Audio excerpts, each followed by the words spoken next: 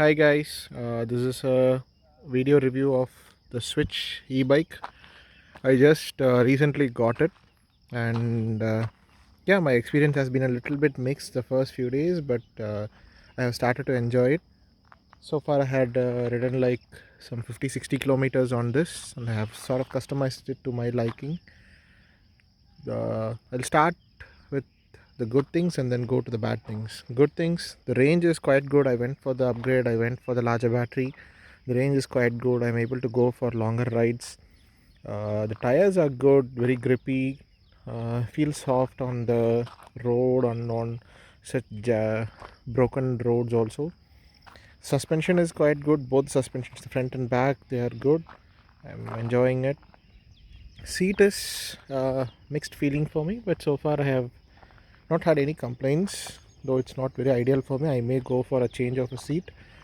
uh, no place for a bottle holder, you have to mount it on the handlebar. Nowhere else is compatible with it. I have had some standard accessories, pump from Decathlon, a bag with repair toolkit and all that. So yeah, few issues I've had with it so far. The tires, everybody commonly reports it with these fat tires. Maybe it has been not reported in India, but usually bicycles which are similar to this, like the Matex, all have issues with the tubes.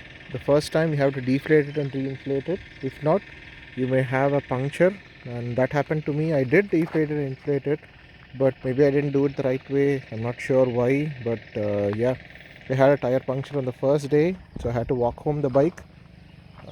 That was not a great thing to have. Then other issues, brakes could have been hydraulic brakes. I feel mechanical brakes are not enough for such a bike, heavy bike with good acceleration, good torque. I feel hydraulic brakes could have benefited more. And don't let the looks of it fool you. It's quite a huge bike. It is a big bike, and it's a heavy bike. It's quite heavy. You cannot just casually lift it and keep it everywhere. It is quite heavy, and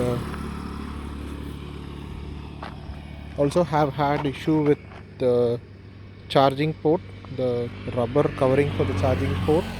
It doesn't fit well, so I think if it rains, the battery will get exposed to the rain. So I had covered it up with some normal tape. You have to go for a longer chain if it comes to the lock, or you have to go for a U-lock with a cable to cover the tires. It will be a good idea to cover the tires. Usually when I go, like instead of a cafe lock, I just have uh, the the Decathlon's chain lock. You wrap it around the tires and then bring it up, lock it in. It doesn't have a tail light. The bike doesn't have a tail light. If you need it, you have to do it yourself. The headlight is quite good, horn is quite good. uh, so overall I'd say it is a net positive experience. I have the XC Plus model. It has a Bafang motor. The motor is quite good. I'm happy with it.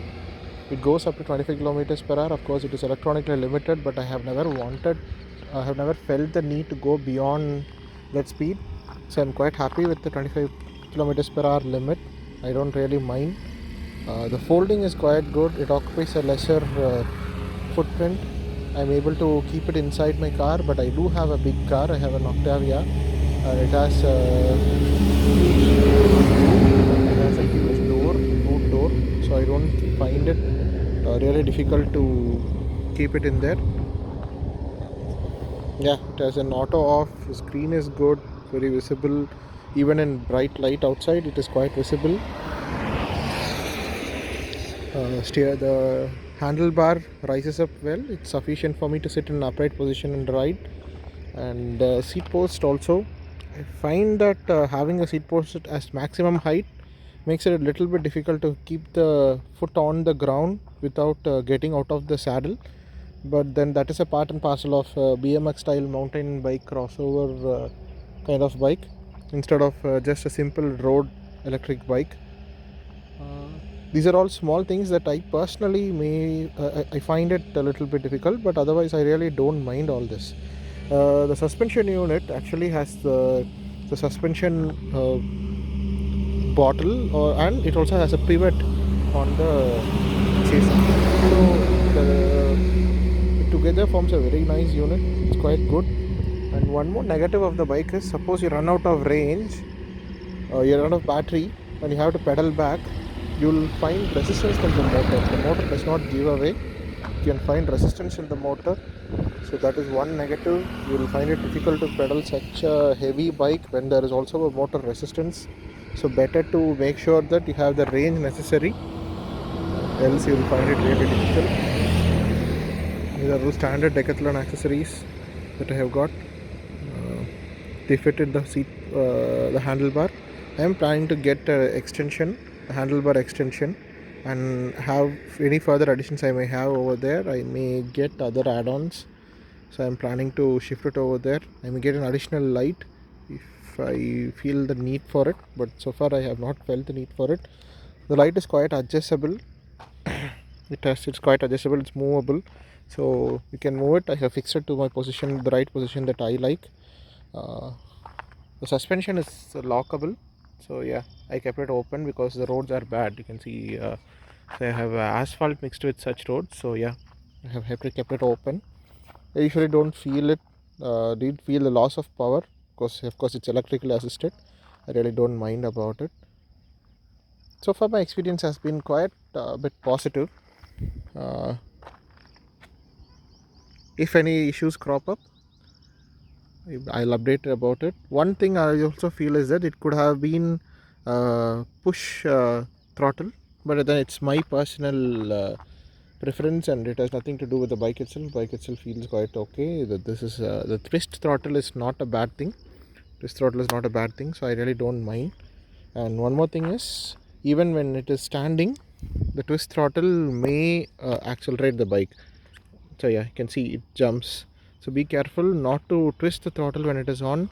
And one more thing that is not very clearly mentioned in many places is that you have a walk along mode, but then that also you have to be careful about it. It can jump you, so you have to be careful about it regarding the walk along mode. You just have to hold the minus button for a longer time, and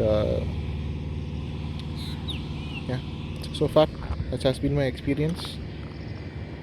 Probably I'll place an update video after riding 100 kilometers. Thank you guys.